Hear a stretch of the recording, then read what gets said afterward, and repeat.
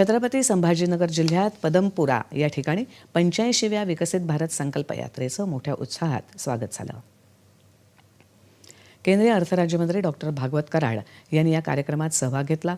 यावेळी नागरिकांना विविध योजनांची माहिती देण्यात आली। तसंच नागरिकांनीही मोठ्या संख्येनं आपल्या पात्रतेनुसार नोंदणी केली। शहरात 85 ठिकाणी या कार्यक्रमाचं आयोजन हा एक नवा विक्रम आहे असं कराड म्हणाले।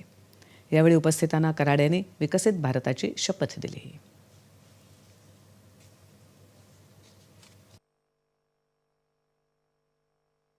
आजचा 85वा कार्यक्रम पदमपुरा या भागामध्ये झाला।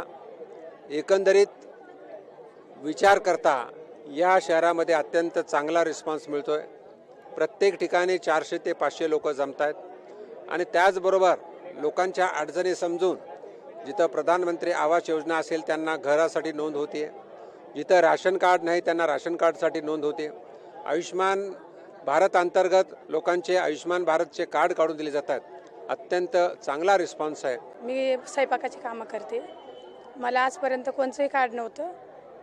माझ्या म्हणजे दवाखान्याला असं प्रसंग आला नाही, पण इथून पुढे आलं तर खूप छान वाटतंय। समजा हे कार्ड मला भेटून जाईल, छान वाटतं। आज मी कार्ड मला भेटून जाईल। माझं आयुष्यमान भारतचं कार्ड झालेलं आहे। मी शिवणकाम करते, मला खूप छान वाटलं आयुष्यमान भारत। याच्यानंतर आरोग्य काही झालं समजायच्यानंतर तर ते मला उपयोगात पडेल।